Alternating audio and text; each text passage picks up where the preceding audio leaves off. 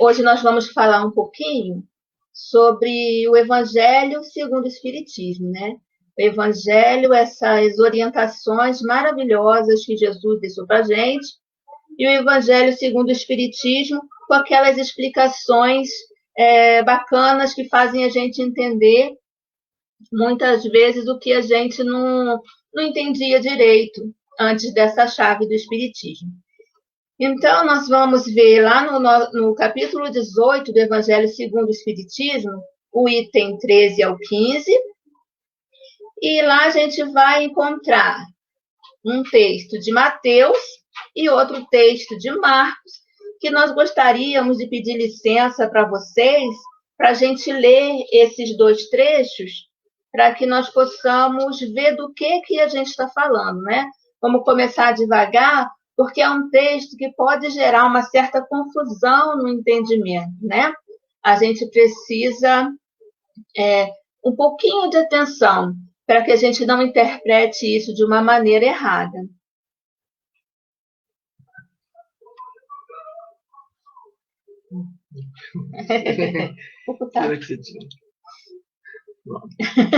Gente, aprendendo a tecnologia. Aproximando-se dele, seus discípulos lhe disseram: por que lhes falas por parábolas? Respondendo, disse-lhes ele: é porque a vós outros vos foi dado conhecer os mistérios do reino dos céus, ao passo que a eles isso não foi dado. Por quê? Àquele que já tem, mais se lhe dará, e ele ficará na abundância. Àquele, entretanto, que não tem, mesmo o que tem lhe será tirado. Por isso é que lhes falo por parábolas, porque vendo nada veem, e ouvindo nada entendem nem compreendem. Neles, os mistérios do reino dos céus, se cumpre a profecia de Isaías quando diz: ouvireis com os vossos ouvidos e nada entendereis. Olhareis com os vossos olhos e nada vereis. Está lá em Mateus, quem quiser ir lá, dar uma conferida no capítulo 13, nos versículos de 10 a 14. Rafa leu 14. Sim. E aqui agora é a mesma passagem do Evangelho, só que agora de Marcos. Tende muito cuidado com o que ouvis, porquanto usarão para convosco da mesma medida de que vos houverdes servido para medir os outros. E ainda se vos acrescentará, pois ao que já tem, dar-se-á, e ao que não tem, até o que tem se lhe tirará. Isso está em Marcos, no capítulo 4, versículos 24 e 25. Gente, fala a verdade. Não é um trechinho, né? Esquisito. Estranho de se entender? Quem mais tem, mais vai se dará e esse vai ficar na abundância. Quem tem pouco, tira. Quem tem pouco fica sem nada. Então, se a gente não tiver o cuidado, né? O cuidado e a coragem de interpretar, a gente vai entender isso de uma forma errada. E a gente vai, às vezes... Pode falar. E o próprio Jesus, né, já previa isso, porque mesmo nessas duas passagens, né, antes da explicação, que vem mais à frente com o Espiritismo, ele já diz para tomar cuidado com o que está ouvindo. Você tendo ouvido, você não entende, vendo, você não enxerga. Já sabia que ia dar confusão. Então, para a gente prestar muita atenção. E como que a gente ia julgar tanto a figura de Jesus quanto a própria divindade, né, o Deus, o Pai Criador, se a gente interpretar isso de uma forma errada? A gente tem que ter realmente muito cuidado e coragem para ler os textos bíblicos, ler sim, porque é importante ler, mas ter a coragem de interpretar, de olhar e ver o que aquilo está querendo realmente dizer. Mas vamos começar por partes, né? Vamos começar falando aonde que estava Jesus quando proferiu esse ensinamento. Bom, tanto no Evangelho de Mateus quanto no Evangelho de Marcos, eles falam que Jesus estava com os seus 12 discípulos, né, aqueles seus seguidores mais chegados, depois de ter estado com essa multidão, igual está aí na foto, né, muita gente, E ele tinha contado uma parábola. Ele tinha ensinado uma parábola, que é a parábola do semeador. Depois que ele saiu de lá, de ter contado essa parábola para aquela multidão, se recolheu com os seus discípulos. Mas aí realmente vem aquela pergunta: por que Jesus falava por parábolas? Por que Jesus não foi claro, né, no que ele estava, no que ele veio para ensinar? Isso chamou a atenção dos discípulos, que foram perguntar para ele por que é que falava por parábolas, né, para o povo e para eles não. Jesus respondeu para os discípulos, e a gente vai ver isso daqui a pouco, mas eu penso que a gente pode, tá, gente, refletir em cima do Evangelho, que era uma maneira dele alcançar mais as pessoas, né? Ele falava por parábola porque ele queria, primeiro, alcançar o maior número de pessoas. E uma história alcança muito mais a afetividade de alguém do que um ensinamento duro, do que você chegar e falar, é assim, assado. Mas se você conta uma história, aquela história fica na memória afetiva da pessoa e fica mais difícil dela esquecer. Sobretudo se a gente pensar na dureza dos corações, né, daquela época, eram corações mais rudes, mais duros, não se tinha tanto conhecimento como se tem hoje, apesar de ainda estarmos aquém do que deveríamos, mas já temos muito mais conhecimento. Naquela época era muito mais fácil, né, você chegar a um coração através de uma história. Ainda hoje em dia, né, é tão comum as fábulas, a gente usa das fábulas, né, para passar alguma mensagem para as crianças, não tem nada melhor do que, às vezes as crianças, né, estão meio dispersas, assim, a gente fazia isso muito quando estava ainda lá, presencialmente no centro, e as crianças para lá e para cá, de repente você fala assim, ó, vou contar uma história. Pronto. Na mesma hora todo mundo senta ali, pertinho, pode estar a confusão que for. Vou contar uma história. Na hora, depois você pensa até qual é a história, né? Mas você fala, vou contar uma história, todo mundo senta ali do lado, porque a história tem essa coisa da atenção, do lúdico e de simplificar, às vezes, lições que não são nada simples. Lições complexas, você consegue, né, com que a pessoa pare para ouvir. E eu já fiz muito isso, tá? Falei, vou contar uma história, nem sabia a história que eu ia contar. Mas na hora vinha a história e as crianças ficavam lá ouvindo, graças a Deus, né? E também tem outra coisa, Jesus vinha falar de coisas muito estranhas para aquela época. Jesus vinha falar de amor, Jesus vinha falar de caridade, Jesus vinha falar de perdão, vinha falar de humildade. Amar o inimigo. Gente, então, se hoje em dia a gente já tem dificuldade em entender isso, imagina naquela época, gente, eles ainda tinham somente os escritos da época de Moisés. Era uma lei dura, era um Deus que dava medo. Punia. E aí veio Jesus apresentar para a gente, apresentar para aquela humanidade que estava ali, um Deus que é amor, que é criador, que é pai, que Jesus chama de pai. Então, e ele não fala meu pai, ele chama de nosso pai. Então, eram coisas extremamente difíceis que ele vinha passar naquela época. Humildade, perdão. Sim. Igualdade. Já era estabelecido, né? A hierarquia, né, de quem era escravo, é uma época que era normal, né? A escravidão, e se tinha isso como muito bem estabelecido. Era um absurdo, né, que um escravo pudesse ter ali os mesmos direitos, ser igual, né, ser tratado igual a um senhor, a um senador, né, e tantas... Sim. E era assim, a coisa de escravizar os inimigos e de você ter a sua razão e realmente você poder destruir o outro que não concordava com você. E Jesus veio falando de coisas estranhas naquele momento. Então, ele utilizava a parábola como bom professor que era. Era um exímio pedagogo, era um professor, era o professor, né? Então, a gente vê que ele falava por parábolas para isso. São tantas as parábolas, né? Mas vamos contar um pouquinho. Você quer contar um pouquinho a do semeador?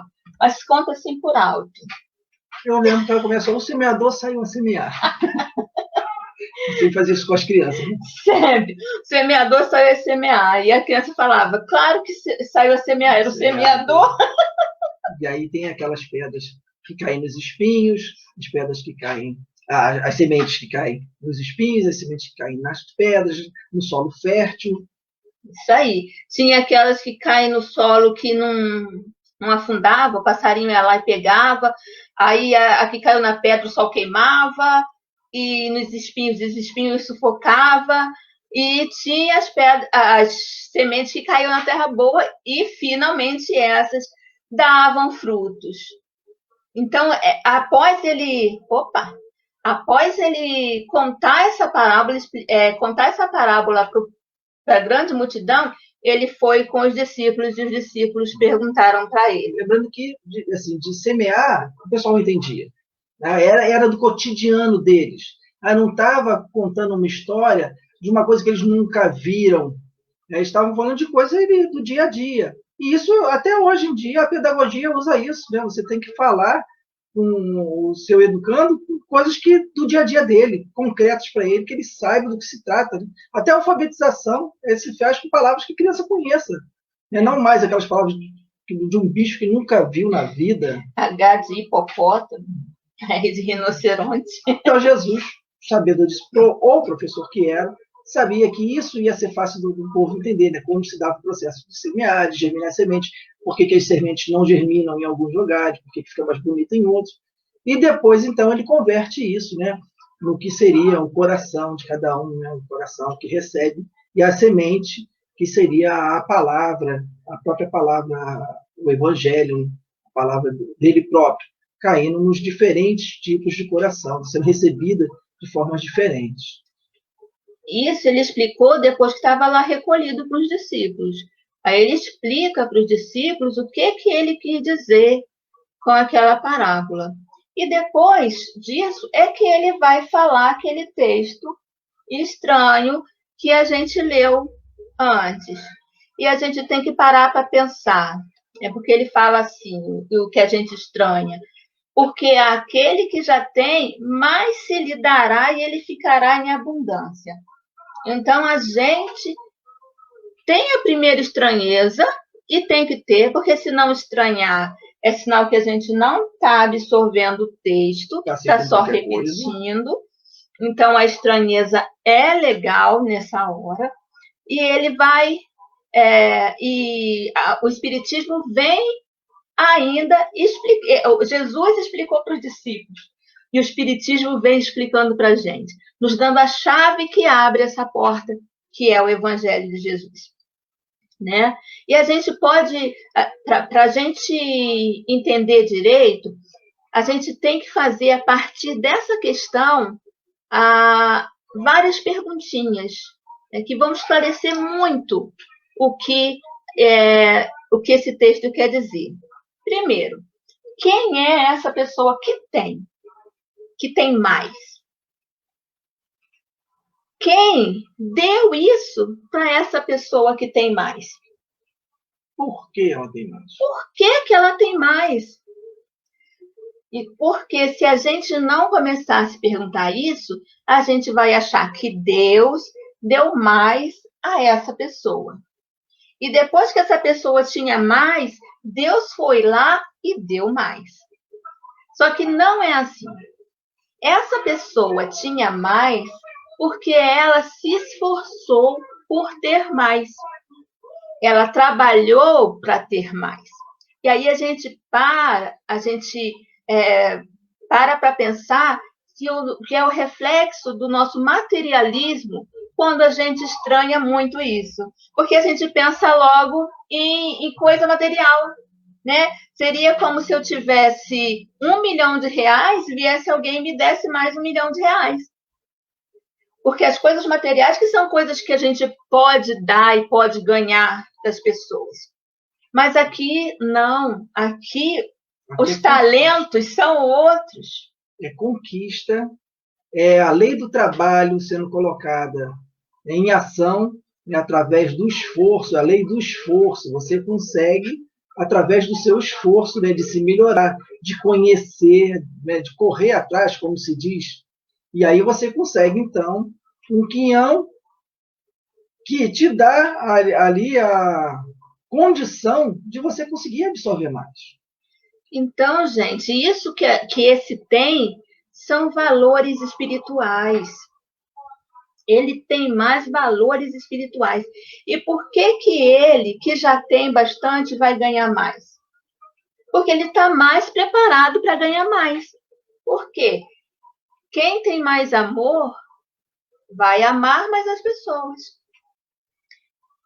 Quem tem mais espírito de serviço vai ter mais pessoas para servir. Quem gostar de trabalhar no bem, vai aparecer mais trabalho. Quer ver aparecer trabalho no bem? Inicia o trabalho.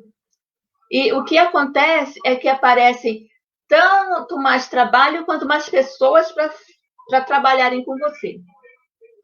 Então, quem mais tem, mais será dado. Quando eu desenvolvo mais o meu amor, quanto mais eu consigo multiplicar, mais rápido ele vai crescendo, né? No começo é difícil, e por isso que a gente acha muito difícil esse negócio de amor, né? Do amor fraterno, né? Do amor que Jesus veio falar para a gente, porque a gente ainda está no início do aprendizado do amor. Então, para a gente aprender a internalizar mais uma gotinha de amor, é uma gotinha de amor e vários baldes de suor. A gente tem que se esforçar muito. Conforme esse amor for crescendo e a gente for se esforçando por crescer, ele não vai crescer do nada, eu vou ficar aqui parado e o amor vai crescendo. Não, é uma batalha contínua contra os meus defeitos, né? Que vai desenvolvendo esse amor. E conforme ele vai crescendo, mais ele cresce mais rápido. Fica mais orgânico, mais natural para você. Eu acho que é importante, daí a gente já ia esquecendo a ideia de favoritismo de Deus, né? Um Deus que tem seus privilégios e prefere uma pessoa em detrimento da outra. Né? E isso muitas vezes nos leva, né, a pensar de forma equivocada e abandonar a ideia de Deus, desacreditar, porque você olha, os judeus devem gostar muito do fulano, olha lá, tem tudo, seja materialmente, seja espiritualmente falando, né? Porque até materialmente a gente fala, fulano tem tudo, por mais que eu faça, eu não consigo nada. Então é um Deus que tem preferências. Eu prefiro largar esse Deus de mão. E não é isso. É. E a gente vê que as pessoas que têm desenvolvido esses valores espirituais, elas têm um semblante feliz. E é uma felicidade que você não alcança com as coisas materiais. Né? Porque normalmente elas não têm muito dinheiro. O que elas têm, elas dão, mas o semblante delas é um semblante que passa uma tranquilidade, que eu acho que é a tranquilidade da consciência limpa. Né? E essa felicidade que a gente tem que alcançar, e muitas vezes as pessoas acham que eles são beneficiados, e eles não são. Muitas vezes a vida deles tem muitos problemas, só que os problemas que eles têm não paralisam as suas obras. Né? Se você pegar, vamos pegar um bem que todo mundo pega, que é Chico Xavier, todo mundo sabe, que é Chico Xavier, você vai ver que ele tinha problemas de saúde gravíssimos. Conviveu com dor física, mas não parou de trabalhar nem um dia por conta disso. E você olhava para o rostinho de Chico Xavier e era um rostinho que te transmitia paz, felicidade, estava sempre com quase sorriso no rosto, porque a riqueza dele é uma riqueza espiritual, é aquela riqueza que Jesus falou, que os ladrões não roubam, a ferrugem não rói, que a gente sabe já que é isso que tem que conquistar, mas corre muito mais atrás do material, porque a gente ainda está muito preso à matéria. Conforme a gente for soltando a mão, abrindo a mão da matéria, a gente vai poder conquistar mais esses valores espirituais. E pensando nessa questão que o que vale realmente é o espiritual, são os valores morais e espirituais, a gente precisa falar em reencarnação, para conseguir entender, né, que tanto que essa pessoa, essa criatura fez, né, para ter mais e merecer ainda mais. Às vezes a gente olha e não vê nada demais nessa vida que justifique, né, o próprio conhecimento. Se a gente levar ali para a própria passagem do Evangelho, né, por que os discípulos poderiam conhecer mais do que a grande maioria do povo que seguia? Aonde estava o conhecimento maior que eles tinham? Né? Se eles tinham, até há pouco tempo, na verdade, eles estavam com Jesus. Logicamente que são espíritos que já encarnaram para aquela missão determinada. Já escolhidos, já eram espíritos que traziam uma bagagem moral, uma evolução que era muito maior do que a grande maioria das pessoas que estavam ali.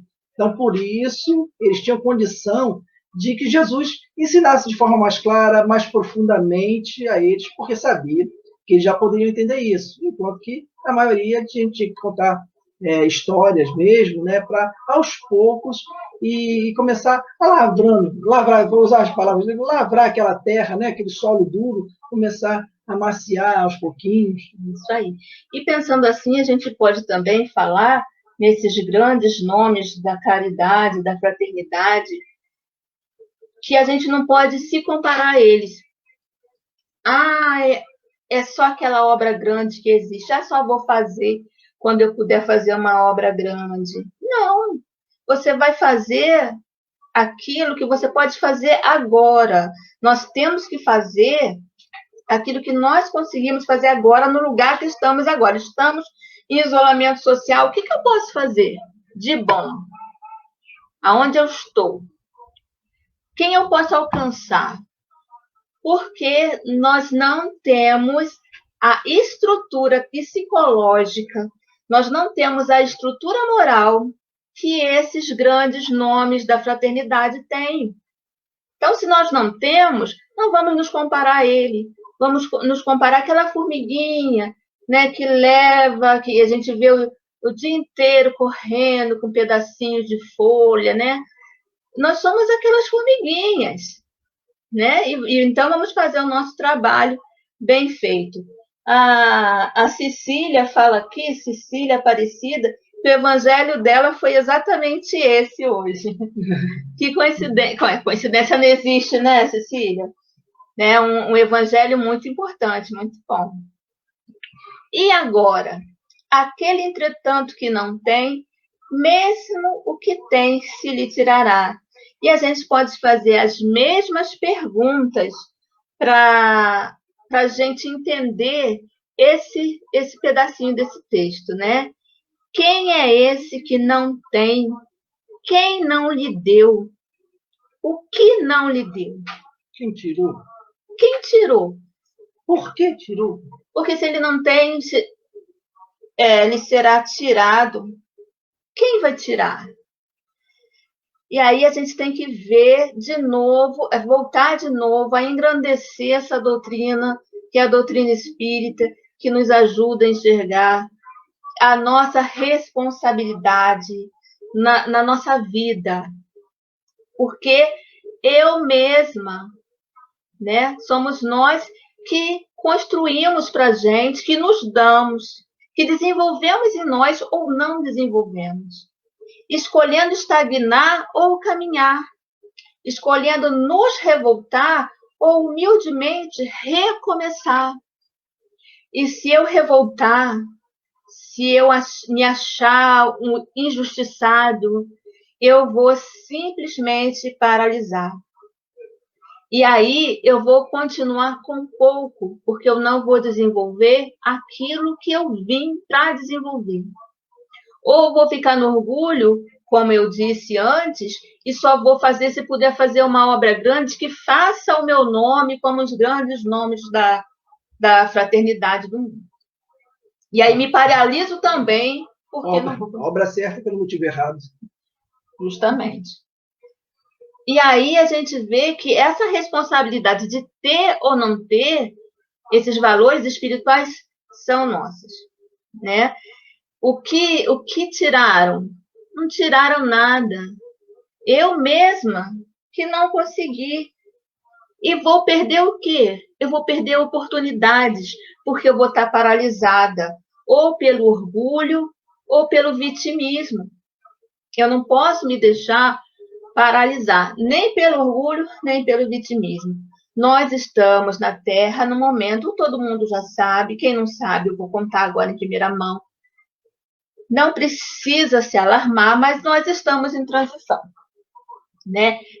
Nós estamos num turbilhão, nós estamos em transição.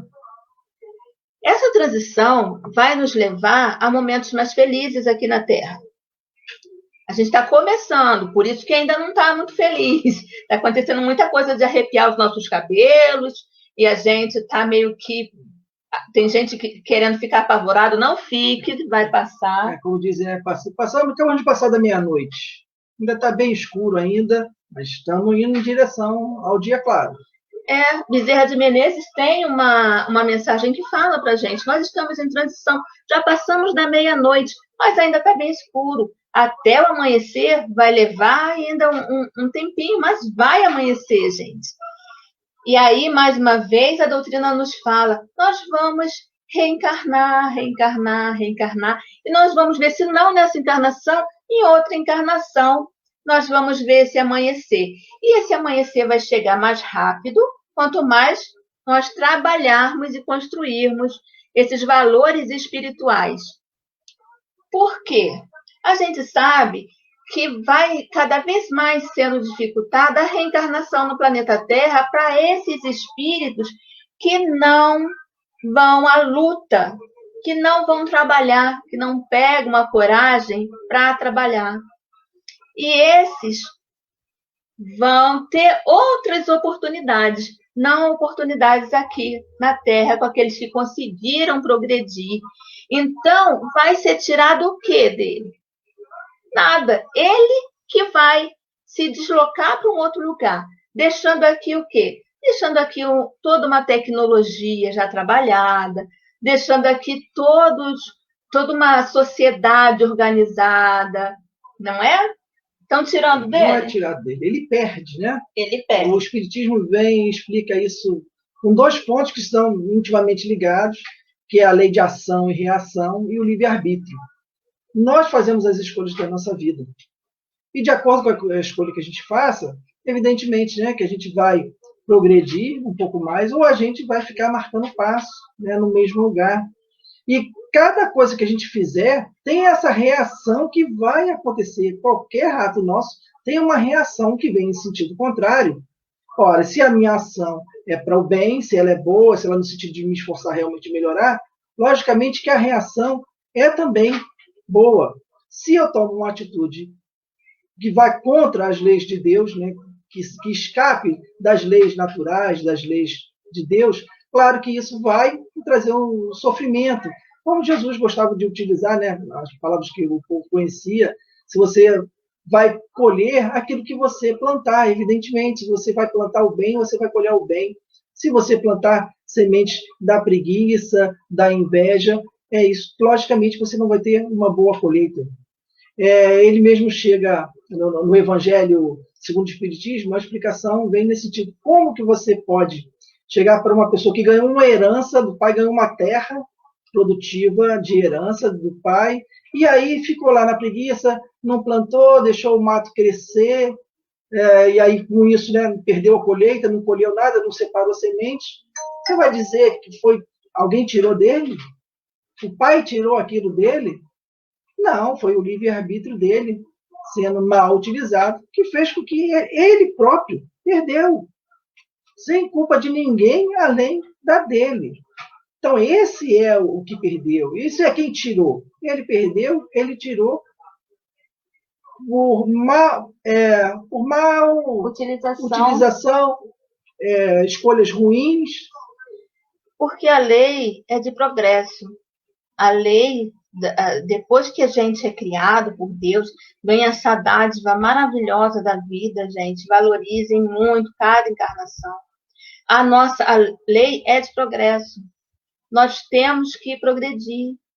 E se a gente não progride por vontade própria, a gente vai ter que ir levando aqueles empurrõezinhos, né? Como se diz, para que a gente progrida. Porque a lei é de progresso. Nós nascemos, nós fomos criados para a felicidade.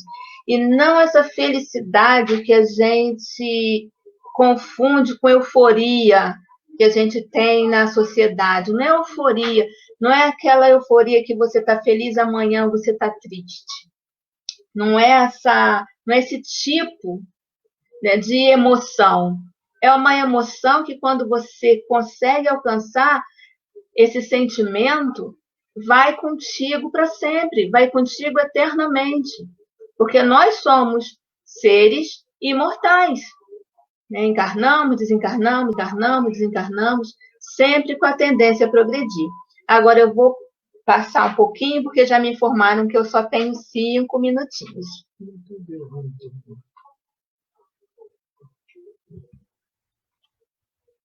E aí, o espírito, né, isso que a gente está comentando aqui, está na instruções dos espíritos, que esse espírito vai falar para a gente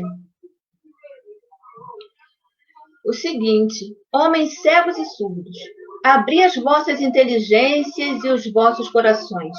Vede pelo vosso espírito, ouvi pela vossa alma, e não interpreteis de modo tão grosseiramente injusto as palavras daquele que fez resplandecer-se aos vossos olhos a justiça do Senhor. E nós colocamos aqui essa imagem de Jesus, naquele momento, né, que ele externa tamanha humildade, lavando os pés dos discípulos. Por quê? Para a gente entender um texto como esse do Evangelho que nós vimos hoje, nós precisamos conhecer um pouquinho de Jesus. Nós não vamos alcançar toda a essência de Jesus. Jesus, ele estava presente na formação da Terra. Jesus é muito, muito, muito, muito mais evoluído, né, do que nós. Mas para entender um pouquinho, sem cometer, como ela fala aqui, eu não sei por que eu falo ela, eu cismo que foi uma ela que, sério, eu cismo que foi uma ela que falou isso. Para a gente não cometer, interpretar tão grosseiramente, a gente precisa se esforçar para entender um pouquinho da essência de Jesus. Jesus veio transformar a imagem de Deus que tinha na época para um Deus Pai. Ele não ia falar, gente, que Deus dava e que Deus tirava a seu bel prazer. Ele não ia ensinar isso. E é contra tudo que ele ensinava, que ele pregava. E é contra o Evangelho, contra a boa nova que ele trouxe. Então, a gente vendo isso, a gente pensando nisso, poxa, Jesus não ia falar isso. Jesus não ia falar que Deus ia fazer uma coisa dessa. Então, a gente tem que procurar aonde está o Espírito ali. Né? Aonde que está o ensinamento ali. Para a gente não cometer injustiças. Deus não vai tirar nada da sua criação. Nada que nós conseguimos, né, desenvolver na gente nos será tirado. Tá? Então, podemos ficar tranquilos que eu consegui só evoluir só um pouquinho. Aquele pouquinho é seu. Seus valores espirituais são seus. É aquilo que a gente tem que valorizar. Agora, coisa material não é seu, tá? Nem esse corpo aqui. É um corpo que fica tudo. Né? Esse corpo aqui fica, as nossas coisas ficam, e disso a gente pode desapegar tranquilamente. Agora, dos nossos valores espirituais, além da gente ter que cuidar, a gente tem que desenvolver. Não pode ficar ali, né, estacionado na nossa evolução espiritual. Mas aí eu acho que ela pensou assim, nossa, ficou pesado esse texto. E aí eu vou ler para a gente encerrar, já estou encerrando. O finalzinho da instrução dos Espíritos fala assim: ânimo, trabalhadores, tomai dos vossos arados e das vossas charruas, lavrai os vossos corações, arrancai deles a cisânia, semeai a boa semente que o Senhor vos confia, e o orvalho do amor lhe fará produzir frutos de caridade. Então, termina encorajando a gente ao trabalho, né? Mas não é o trabalho que nos paga o salário, não. É o trabalho dos nossos valores espirituais. Esse que é o trabalho mais importante da nossa encarnação, né? Se a gente não desenvolver isso, o ganho depois, porque depois que você desencarna e você olha para trás e vê que você só batalhou por coisas materiais, essa encarnação já foi. Você vai ter outras oportunidades. Se na Terra, se fora dela, não importa, você vai ter outras oportunidades, né? Mas aquela encarnação já foi. Você não sabe aonde você vai nascer, como que você vai nascer, rodeado de quais pessoas você vai nascer. Então, a gente tem que aproveitar agora para desenvolver, para botar mãos à obra, né? Essa obra espiritual. Cada um de nós é uma obra que nós mesmos temos que levantar. E nós precisamos saber que quanto mais eu desenvolver esses valores espirituais, mais eu vou achar facilidade em desenvolver mais valores espirituais, né? É isso que é importante a gente entender.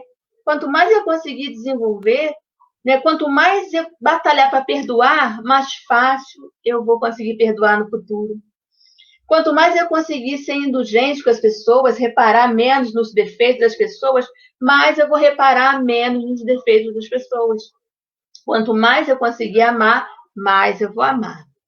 Né? É assim, os valores espirituais se dão dessa forma, o desenvolvimento se dá dessa forma. E eu vou parar por aqui, vou chamar o Inácio, porque já deu os meus 5 minutos que restavam.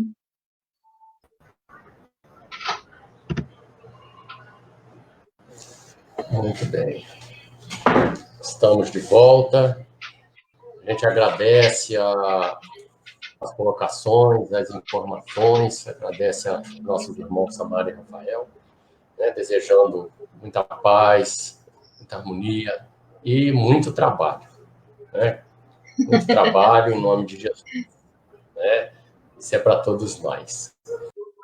Deus, nós te agradecemos esses momentos, Senhor, aonde separados fisicamente, mas juntos em comunhão, em corações e mentes que se unem, Senhor, não só sentimento de levar para dentro dos nossos corações a palavra de Jesus, que o Evangelho possa ser semeado em nosso coração, Pai, que possamos compreender aos poucos cada uma das palavras do Cristo e colocar no nosso dia a dia, que tantas outras pessoas que ainda não te compreendem possam aos poucos também, Senhor, ter contato com tua palavra, possam eles ser abençoados pelas tuas luzes, que todos aqueles que necessitam nesse momento de uma palavra de consolo, um ombro amigo, que possam encontrar nos teus trabalhadores, Senhor, aqueles de que necessitam. E em teu nome, em nome de Jesus, em nome da espiritualidade que dirige esse trabalho, nós encerramos o estudo dessa noite. Nosso muito obrigado.